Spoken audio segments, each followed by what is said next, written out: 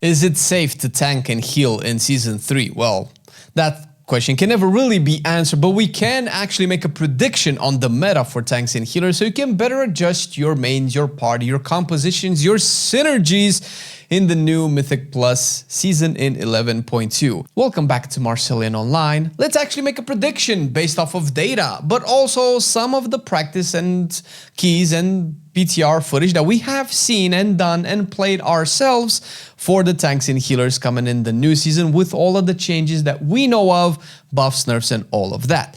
And we're going to start it off with Blood Death Knight, the saddest of the choices, maybe almost, close enough. It's going to go down all the way into D tier, and I'm gonna tell you why right now. It's because it sucks. Listen, okay, it doesn't really suck, but it is Blood Decay. Unless we get a particularly overpowered tier set or a complete rework despite only Frost and Unholy's getting one. What's going on with that, Blizzard? This tank is just not up to date with modern encounter design for World of Warcraft. Its sheer utility kit does not really match Mythic Plus at the very least. When it comes to raids, you're probably gonna do just fine. If not, maybe this might be one of the best tanks in raids, period.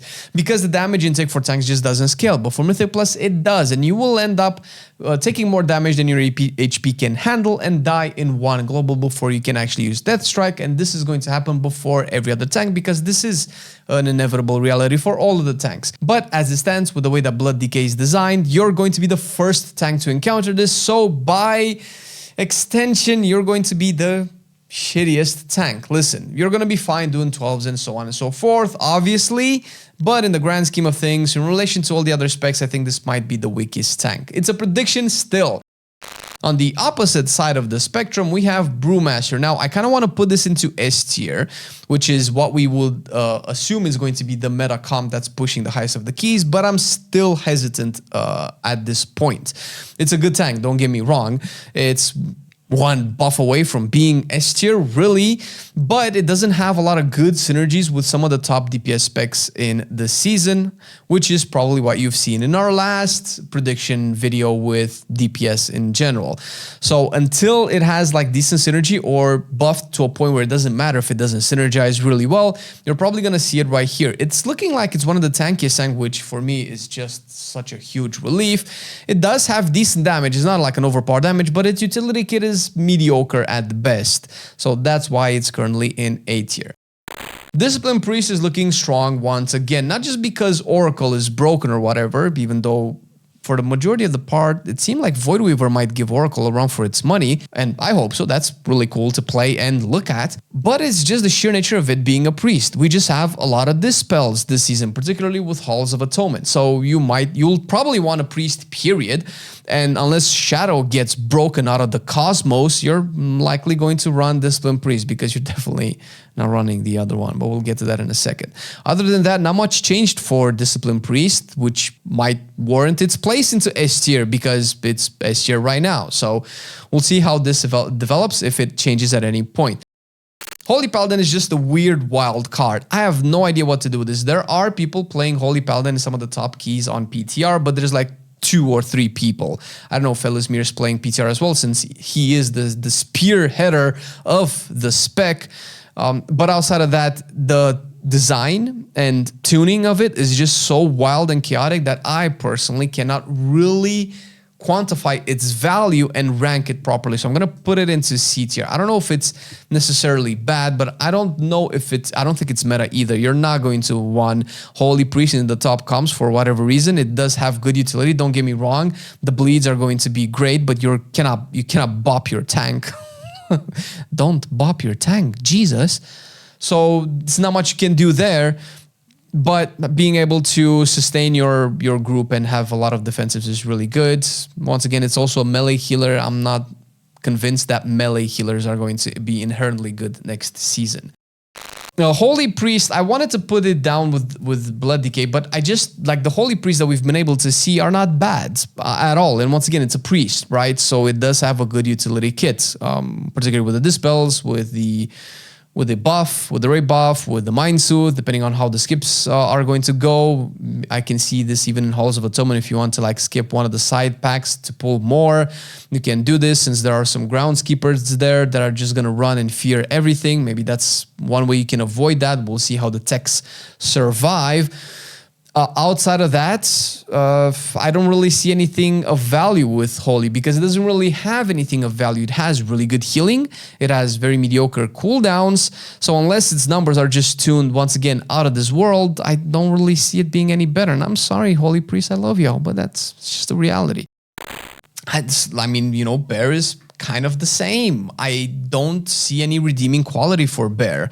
If you want a druid in your group, you're not going to get your Bear. I don't think it's the most likely right now. It seems to be Resto Druid, and the second most likely might be Feral or Balance. Probably Balance, but with the way tuning is going, probably not. So there are so many other tanks that are way better than Guardian that, you know, getting one in your group might not be that great. It would be great if it would just do like a stupid amount of damage, since that's how usually Bears manage to find their ways into the group. It's tanky enough, that's not an issue. Then it has received a damage buff. I don't necessarily think that's enough to, you know, rank it all the way up to maybe even A tier. So I don't really see any other reason to put it any higher. Now, maybe you have a different idea and you can let us know in the comment section down below. Mistweaver has gone from an overpowered raid healer to still doing this decently in Mythic Plus. Now, because of its sheer numbers and throughput, I want to put it into A tier. It depends if you want to have this in your meta comps. I don't think so. It's for the same reasons that I guess Holy Priest and maybe Bear hold it back from actually climbing any higher. If you want a monk in your group, you're only going to want a monk in your group in your physical comps.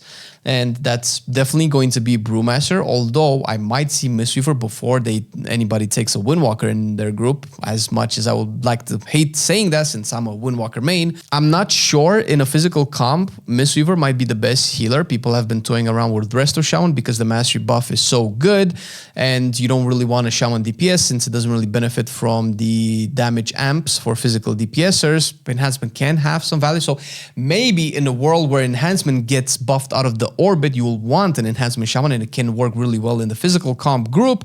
Then you won't want a Resto Shaman as your healer, so maybe there you will want the goddamn Mistweaver, which is unlikely because you're probably gonna get a Resto Druid anyway. So maybe I want to bump this a little bit. Bro, I've convinced myself out of keeping Mistweaver in A tier, dude. Why am I doing this? I wanted Mistweaver to be good. I am self-sabotaging. This is the reality of doing these types of videos. However, Preservation is the wildest card ever. I've seen a total of maybe 2 Preservation Evokers on the PTR, and not in any of the groups that I've been a part of, but mostly on the logs. We did look at logs for some of these numbers, and logs are very hard to judge since there's not a lot of them, and they're not properly aggregated, so we can tell, okay, in relation to all the other preservations, this preservation did well in relation to the other healers. Did it heal enough? In terms of its kit, it's not a bad kit to have, and you want an Enraged Dispel, you want some CC, you want some roots. The healing kit is decently good. The only reason I could see this being any higher, and I'm still not convinced right now, is that it seems to be doing decent amount of damage as opposed to the other healers who are just kind of slacking right now. I think it's kind of competes with Discipline at the moment, at least insofar that I've seen. I could be wrong.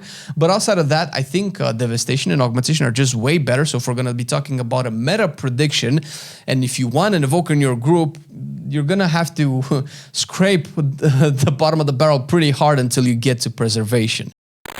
Now, Prop Paladin is a very controversial pick. Some people have it in the S tier, and I love them for it. Some people think it's a shit class, and I cannot really blame them. It is too squishy, criminally squishy for what a tank with a shield should be. Right now, it seems like the flavor of Prop Paladin is do a lot of damage, die really quickly. I would much rather be the opposite. The Prop Paladin kit is so good that you don't really want to have it damage on top of it all, because I kind of consider damage over the aggro necessity as a utility that you bring to your group. And you already have so much utility. You don't want to have that much damage. You'd rather be tankier, because if you're going to at any point in time be buffed to be tanky enough, you're automatically a meta tank. So I think fundamentally this is a flaw in its design. So I like doing a lot of damage as prop Paladin, but I feel like as long as the damage is very high, you're always going to be squishy because there has to be a drawback. Unless they take away your blessing of spell warding, and that's just gonna suck. But I do kind of see myself in between the two copes, and I believe that prop Paladin is very close. 8 tiers is, like we mentioned in the DPS prediction video, a buff away from being meta. Now, it's more likely that prop Paladin is going to be meta than Brewmaster, I believe, based off of its sheer kit and synergy with other specs and other classes. But as it stands right now, I just don't really see it. It's strong. It's way stronger than people think. I've tested it myself. At least that's been my experience. But it is still squishy. And if you don't know what you're doing, you're going to suck. But then again, that's not the kind of people that we're talking about when we look at meta.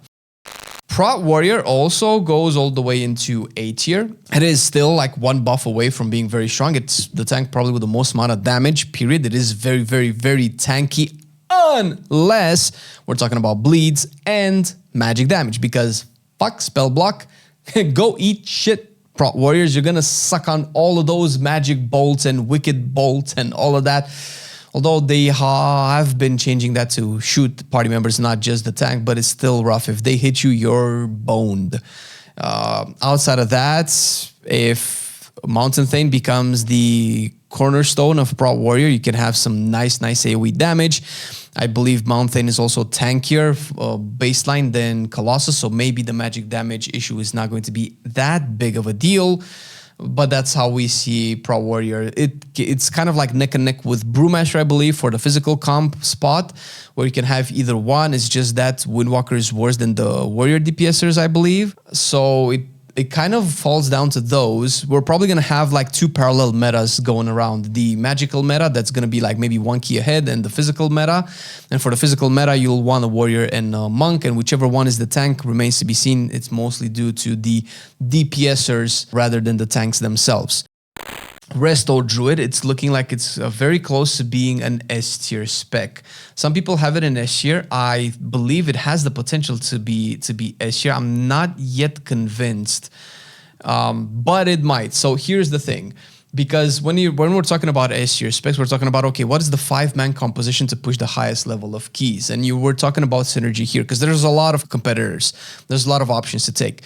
And you probably will fall down to the necessity of buffs. Usually the Druid buff has been brought by Balanced Druid, but as it stands, Balanced Druid kind of sucks. So you're not going to have a Balanced Druid. You're definitely not going to have any other class. So the most likely one to bring Mark of the Wild and, you know, Curse Dispels and Soothes and all of the other stuff that Druid brings is not just Mark of the Wild. You're gonna probably bring it from Resto Druid, so that might make it into an S tier. However, you have Discipline Priest, which is really good. You have also Resto Shaman, which is really good. And there's always a chance that Balanced Druid will just be buffed enough to be taken, because it's hard to compete with Balanced Druid AoE in the end. So I believe that right now, as it stands, it's A tier, even though it's maybe one of the most desired A tier specs in the meta as of Season 3. We'll see how that ends up playing.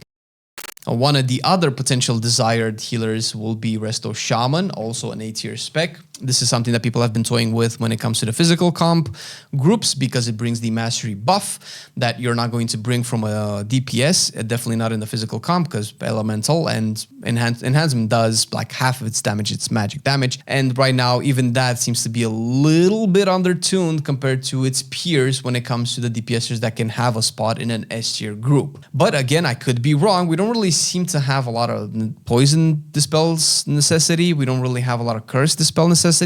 And the damage is like whatever. The healing is really good, and the bloodlust is not something that you're gonna be invited for. So I don't really see a lot of reasons for Resto Shaman to be an S tier spec, unless you're just gonna get a Shadow Priest as a DPS, but that doesn't look likely at the moment either.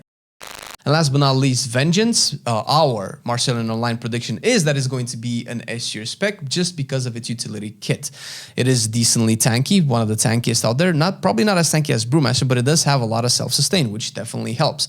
It has the Eldrachi playstyle with a lot of priority damage. For what it's worth, it's decent. It has a damage buff just recently because it did suffer from a lack of damage, so it's what I've been talking about prop Paladin as well. But it's the tank with the second best utility kit for dungeons when it comes to your your sigils, to grips, to stuns. Now that Abomination Limb is no longer a thing, Sigil of Change is by default just better.